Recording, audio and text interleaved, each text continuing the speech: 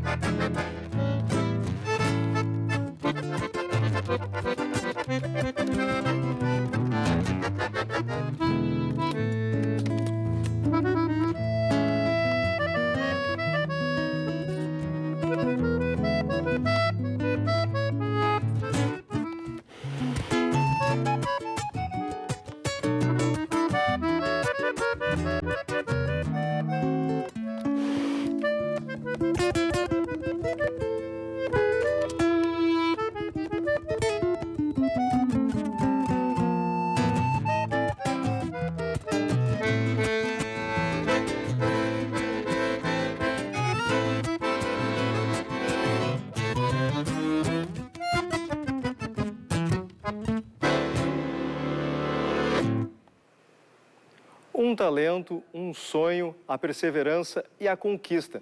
Etapas comuns para quem é outsider na arte. Um escritor gaúcho conquistou com investimento próprio o reconhecimento na literatura. Celso Gonzaga Porto entra nos 70 anos, publicando até em espanhol. A poeta mineira Adélia Prado escrevia desde menina, mas só conseguiu publicar o primeiro livro aos 40 anos, em 76. Na época, foi considerada velha para iniciar a carreira e recebeu até conselho para desistir. Também por ser mãe, foi aconselhada a se acomodar no papel de dona de casa.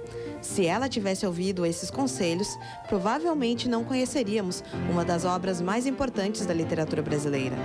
Mas as dificuldades que Adélia enfrentou para publicar um livro costumam ser regra e não exceção.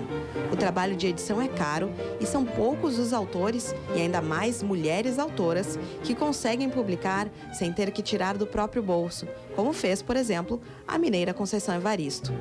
O autor gaúcho Celso Gonzaga Porto produz desde menino, mas só agora, aos 72 anos e aposentado, é que tem conseguido se dedicar à escrita. O que motiva a prosseguir com a escrita é justamente aquela coisa que a gente traz de nascença, né? É uma tendência para fazer aquilo, mas é do fulano e sai. Agora, enquanto não se é conhecido, é difícil, por melhor que possa se fazer um trabalho, é difícil que esse trabalho seja levado a público para que o público faça essa seleção. A gente tem que investir sempre. No Brasil, normalmente se escreve por diletantismo, né? Se gasta para isso, se investe para fazer isso. Até o ponto em que algum trabalho possa sobressair e, de repente, a partir disso, sim, a gente pode ser procurado para realizar algum trabalho.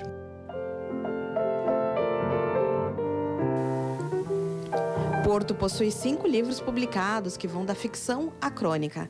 No mais recente, uma biografia lançada na Argentina no ano passado, ele buscou na figura do cantor Carlos Gardel uma motivação para escrever em uma outra língua e alcançar novos leitores.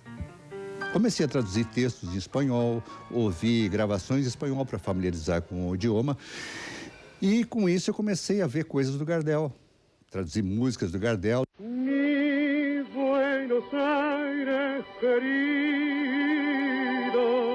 E quando eu percebi que eu tinha um volume muito grande de material sobre ele, comecei a dar uma ordem nisso, saiu o livro em português. Depois do livro pronto em português, poxa, mas se eu estou tentando aprender o espanhol, eu vou passar para o espanhol. Ele se transformou em bilíngue, então fui lançar lá em Buenos Aires. Na verdade, eu gostaria sempre de fazer isso, é escrever.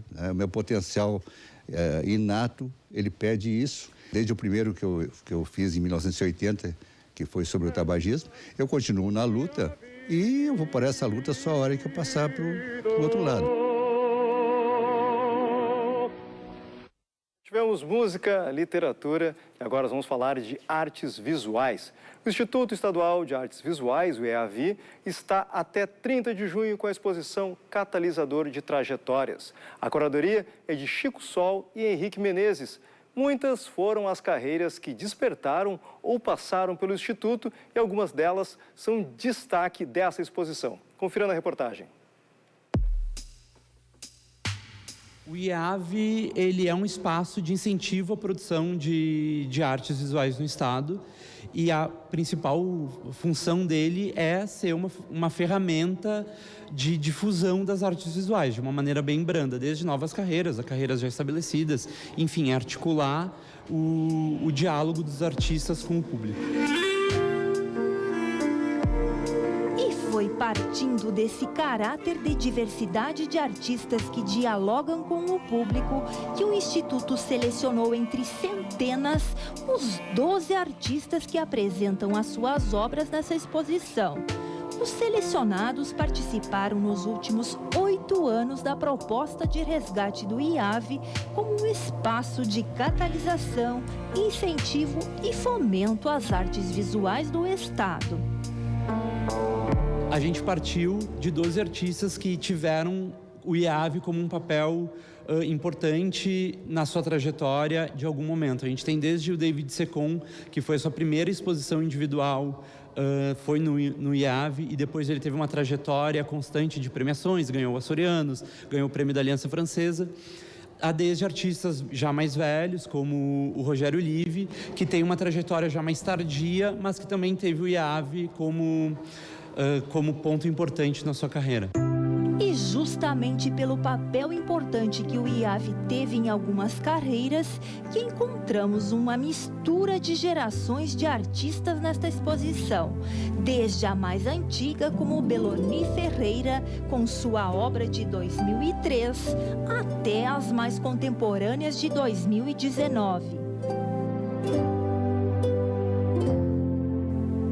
Entre os destaques da exposição está a obra de Xadalu, contemplada recentemente com o Prêmio Açorianos.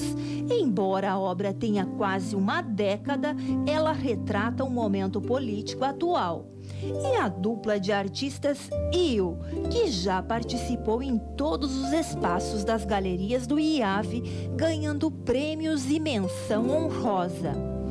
Por fim, a obra da artista Letícia Lopes 2019, que acaba de ser indicada ao Prêmio Pipa, como destaque dos jovens artistas do Rio Grande do Sul. Para quem quiser conferir, a exposição segue até 30 de junho na Casa de Cultura Mário Quintana, no Centro Histórico de Porto Alegre.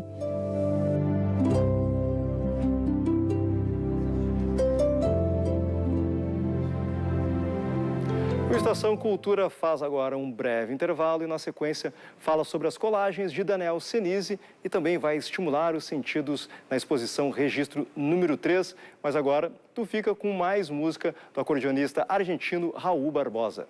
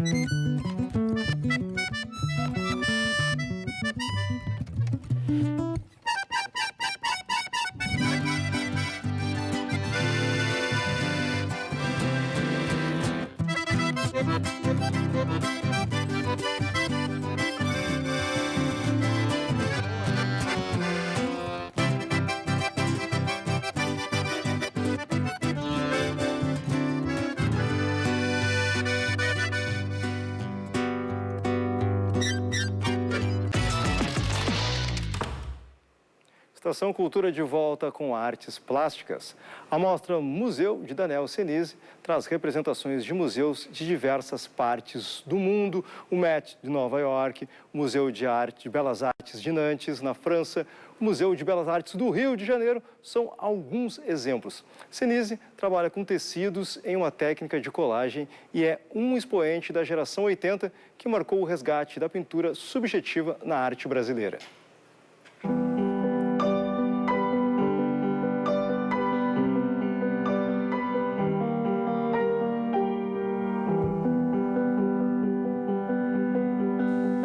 Chão deslocado para as paredes. É assim que Daniel Senise faz a sua representação dos espaços de arte. Nestas obras, utilizou tiras de papel com tinta acrílica para retratar os pisos de instituições, como o do Palácio Nacional da Ajuda em Lisboa.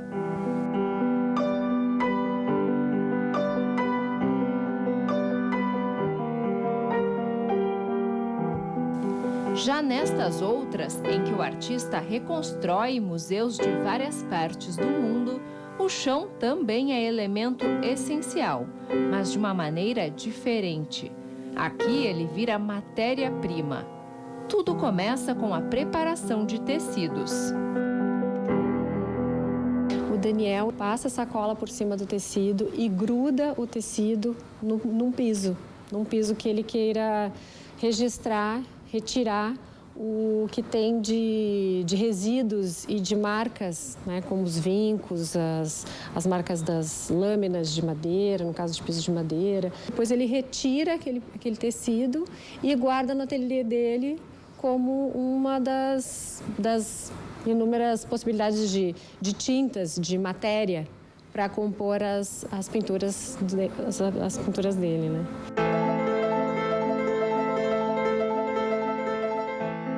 Para compor as obras, o artista utiliza uma placa de alumínio como suporte e faz uma colagem com os diferentes tecidos. Nesse quadro, por exemplo, nós conseguimos ver uma textura de um piso de cimento, formando uma composição com 2 tipos de madeira. Ao trazer protagonismo aos museus, Daniel Senise retoma a importância desses espaços para a história e a cultura, ao mesmo tempo em que provoca uma reflexão sobre a ausência. Suas obras carregam o sentido de fugacidade da memória sobre os lugares visitados e as imagens vistas. É possível ver quadros, molduras, mas sem obras reconhecíveis, né? Como se elas fossem apenas uma lembrança muito rápida, que a gente não conseguiu nem captar o que tinha de figurativo, de imagem reconhecível, né? A gente trabalha com imagens temporárias na nossa memória, que são apagadas constantemente, tanto pela nossa memória como fisicamente. Nós apagamos os arquivos digitais das fotos que a gente tira de viagens.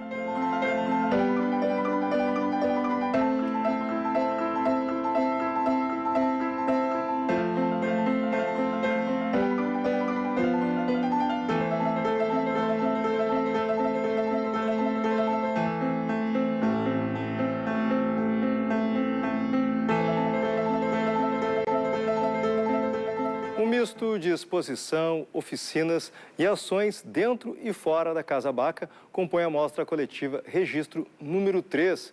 O estímulo dos sentidos e a relação entre pessoas são o mote da mostra, que vai até dia 26 de julho. A exposição, que toma os espaços da Casa Baca e se expande pelas ruas e pelas plataformas digitais, busca refletir sobre o papel da arte em meio às dificuldades de comunicação. Diante do que chamam de crise de interlocuções, um tempo de disseminação de fake news, desinformação e falta de diálogo, os curadores tentam resgatar o papel da produção artística como um instrumento de comunhão. A gente tem na rua, por exemplo, o trabalho da Malu Nandi com QR Code, onde a gente pode ver vários 30 lambes que estão espalhados pela cidade. O trabalho do Santiago Potter, que também trabalha com lambes, e esses recortes, esses fragmentos que traz para dentro da instituição ou vaza para fora. A diversidade de técnicas, materiais e suportes marca a exposição. Entre os 30 propositores e convidados, há trabalhos para mexer com cada sentido. A escuta foi a busca de Renata Sampaio para a mostra. É um quilombo sonoro. São 5 mulheres negras, eu e 4 mulheres que não se conhecem, de diversas partes do país, que conversam por WhatsApp sobre o que é ser mulher negra no Brasil hoje. A gente fez um grupo que essas mulheres que não se conhecem, através do áudio, se reconhecerem. Então, uma conta uma história e, de repente, todas têm a mesma história, né, a mesma sensação sobre aquilo. Acho que é uma forma da gente se fortalecer sem necessariamente estar junto. Né? Ver o outro também se torna desafio em um momento de ascensão de fundamentalismos e crenças absolutas. Mel integra o coletivo Mulheres nos Acervos, que investiga a presença da produção artística feminina nas coleções públicas de arte de Porto Alegre. O grupo trouxe para a exposição uma bandeira com o nome de mais de 700 mulheres que têm obras expostas ou guardadas em espaços culturais da cidade. A gente percebeu que esses índices são muito baixos, assim. Por exemplo, a maioria dos acervos tem cerca só de 30% de mulheres presentes nessas coleções. Em trabalho individual, ela usou um zine com a mobilização polarizada em torno da culpa pelo incêndio que destruiu o Museu Nacional. Um compilado de twitters que saíram a respeito do incêndio, e aqui tem de tudo, assim, desde o que eles fizeram, desde os dedos apontando os culpados, quanto o que as pessoas se mobilizaram para tentar resolver o problema, né? Desde campanha de financiamento coletivo, ajuda internacional que veio, tudo que repercutiu a partir desses meses, eu junto aqui. E eu acho que o zine, cada pessoa tem uma reação diferente quando olha, né? Muitas pessoas riem, muitas pessoas ficam tristes, outras ficam indignadas. É pra gente tentar ver com outros olhos a tragédia, não apontando culpados, mas sim tentando entender o que a gente, como brasileiro, pensa sobre patrimônio, sobre cultura, sobre arte, enfim. A mostra ainda inclui um projeto educativo que fará o elo entre artistas, arte-educadores e alunos de escolas públicas. 2 equipes, então são alguns artistas e alguns colaboradores que vão fazer atividades educativas com algumas turmas de artes aqui perto. A exposição, registro número 3, segue até julho, na Casa Baca, no bairro Cidade Baixa, em Porto Alegre. A visitação é aberta à comunidade e gratuita.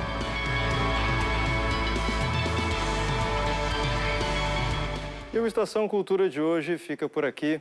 Voltamos amanhã, ao vivo, a partir das 2 da tarde. Mas antes, tem reprise do nosso programa de hoje, às 9h30 da noite. Fica agora com mais uma música do Raul Barbosa. Tchau, bom feriado a todos.